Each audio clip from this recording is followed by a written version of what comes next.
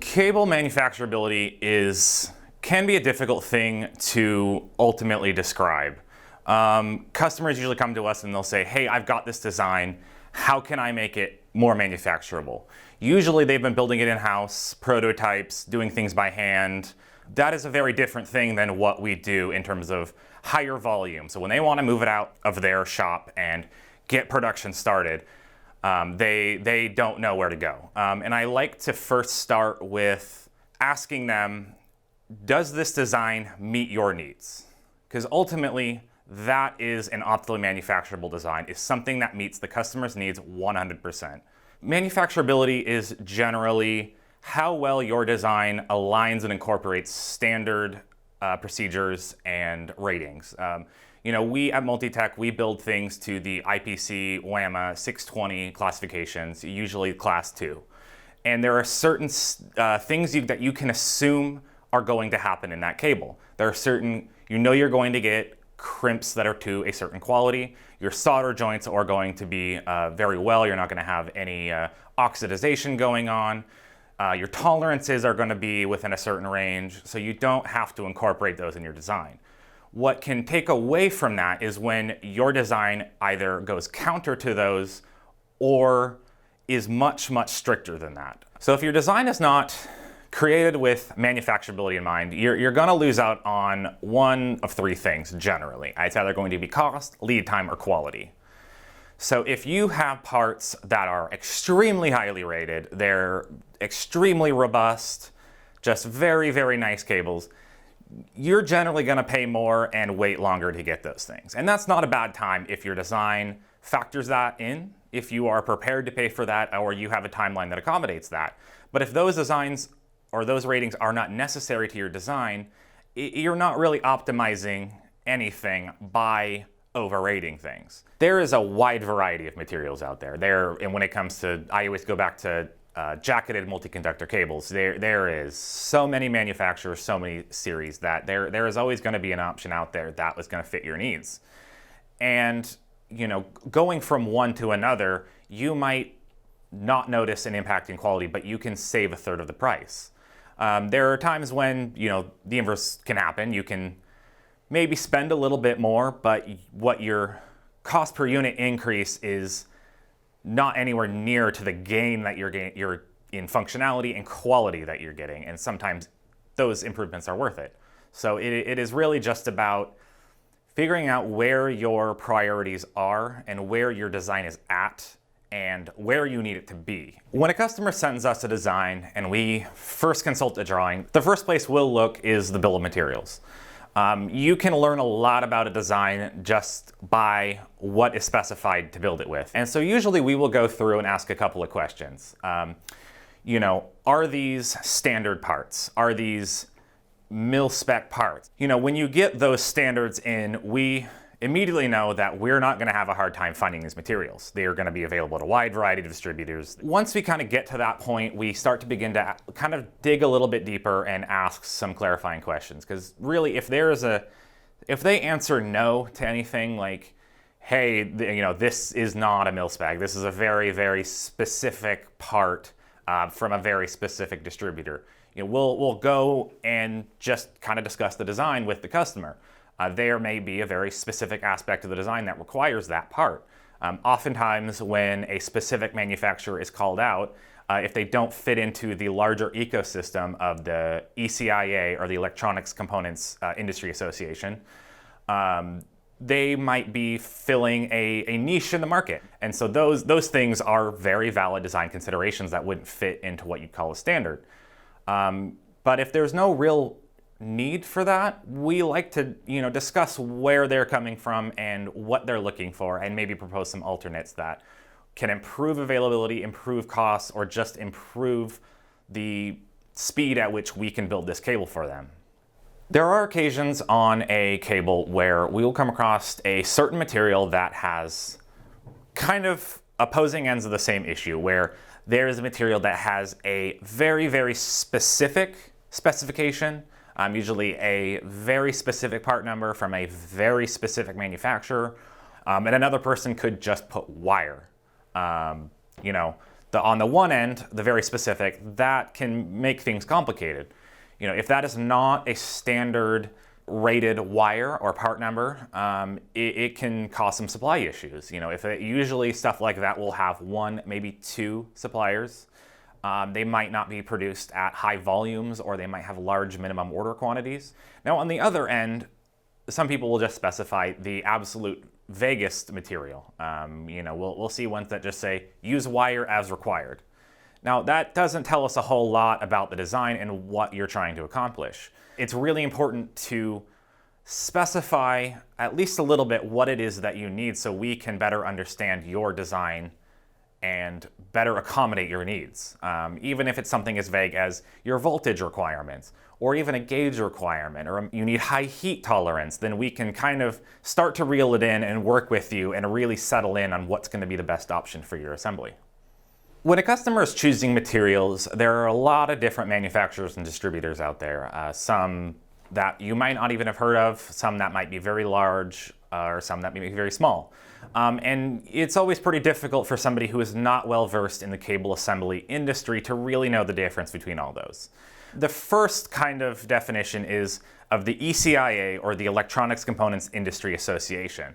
Now, this is an association that is ran by big names in the industry. You've got your DigiKeys and your Molex and your TE, you know, big manufacturers and distributors who really try to promote the health of the industry. And through the ECIA, you have ECIA authorized distributors and manufacturers. And now these distributors are ones that you know you're getting quality parts from. Now, occasionally you will run into manufacturers and distributors who fall outside of this ecosystem, and that's not necessarily a bad thing. Generally, we like to stay in that ecosystem as it just makes things a lot easier, but there is plenty of valid reasons why we would look outside of that.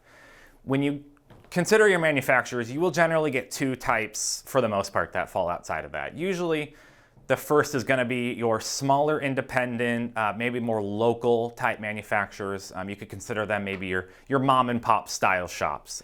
The other type that you have are more so your middlemen style distributors. Usually these aren't selling their own products. They might be reselling them from other manufacturers or distributors who have excess stock. They might not be your first choice. I would actually say probably 9 times out of 10, they won't be your first choice, because very rarely do I see a lot of those have their own specific product that you can't find from a more reliable source. The other thing to consider is, why did you choose this manufacturer? Are you sourcing parts for a prototype from them? Are they just something you happen to hear about? Do you have an established relationship with them? Those are things that you should consider, because they can impact ultimately how the design translates well into production quantities. If you're sourcing prototype quantities, you really want to consider, does this manufacturer have the capability to ramp up production to those volumes? Oftentimes with some smaller manufacturers, they can really support these low quantity in-house prototype orders, but they might not be able to support, you know, thousands or tens of thousands or hundreds of thousands of cables. The other consideration to take into your manufacturer is, when was this part that you're specifying on your drawing introduced to the market? There are times when we come across manufacturers who have specified a part that is very, very mature in its life cycle, and it can run into complications as that part might be nearing the end of its life. Are there forecasted replacements for it, or is it just the end of a series? That can really impact the long-term manufacturability of your design. The last consideration is, how is this part manufactured? What are the processes of the manufacturer for creating the part that you're specified? Because that can add a lot of additional fees. There might be a one-time tooling charge. There might be low minimum or high minimum orders, or low maximum orders. So it is important to know, are you getting a custom assembly, and is it something that can be replaced with a more mass-produced available part? If not, it might be worth something to really taking a look at your timeline, and you will have to factor that into your overall expected lead time for this part. There are occasions where manufacturability is just something that might not be able to be improved upon. Sometimes you hit the nail on the head with the first try. sometimes your needs are very specific and you're limited by the processes or materials available. When it comes to parts and substitutions and things, it can be really limiting when you get to either the high end or the low end of material specifications. Your options can go from 1,500 to 5 very, very quickly. And once you get into that point, you might not have a whole lot of flexibility in pricing, especially considering all 5 of those options might be the same manufacturer in the same series. Now, you kind of run into a similar case when you get to the lower end of things. If you don't need a very complicated cable, it doesn't need very high ratings, you literally just need 2 wires and a drinking straw, you kind of run into a floor pretty quickly because you run into the base cost of manufacturing a jacketed cable. Usually when you get to that point, every small increase in features is going to be factored into the price, and it gets very difficult to find any sort of quality improvements or availability improvements that don't dramatically increase the price at that point. So a lot of times there are some very standard connector series that we like to recommend to manufacturers. Usually these are what we might call a commoditized connector. This is something that is a very commonly used connector. It's industry recognized, and any number of manufacturers are going to build it to the same specification. For example, we have the M12 connector. This is something that's used a lot in industrial applications. Right here, I've got 2 different manufacturers, but looking at it, they've got the same size, the same threads, the coating is the same, the pinout is the same, and they should be identically rated. Sometimes some are shielded, some are not, but the connector itself is going to be identical. And you kind of get the same thing when you've got, your RJ45 or your Ethernet cables. Usually you can think of plenty of other options like your USB cables or just anything that plugs into the back of your computer or some other standard personal device is going to be a standard connector that you can count on being rated the same.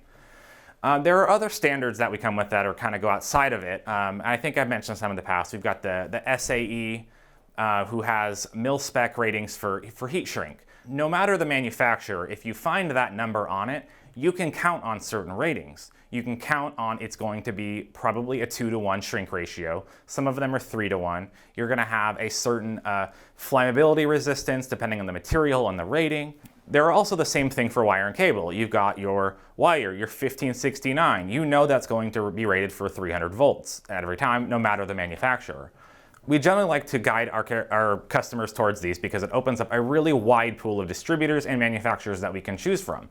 If something goes obsolete, it is very simple to swap it out with an alternative. There's usually no engineering consultation. You don't need to do any tests. You can count that this is going to perform exactly the way you need it. And oftentimes, if supply is critical, that is the kind of confidence you need in your part. You know how this is going to work. When you're purchasing cable assemblies, it is really important to consider in your design the economies of scale that you might want to take advantage of.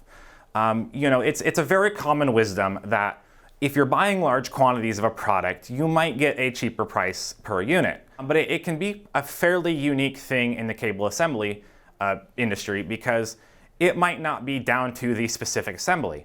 If you have 10 designs, each one has 5 different conductor wires, 5 different lengths, 5 different colors. That is going to take a lot of time to individually tear down and set up our tooling. We're going to have to remove the different wire, replace it with the color. We're going to have to reprogram the machines to the lengths. Now, if you redesign that cable so each one uses the same color and the same gauge and very common lengths, we could cut a lot of those wires at the same time. So therefore, reducing the amount of downtime and tear down and setup that comes with it. Ultimately, there are a lot of things that each of our customers needs to consider when they are considering the manufacturability of their design. These can range from a wide variety of topics, as I have touched on. If you ever have any questions, you really should not hesitate to reach out to your cable manufacturer, your local parts distributor, or even us directly. We would be happy to work with you. My name is Devin Adams. I appreciate you watching this, and I hope you have a great rest of your day.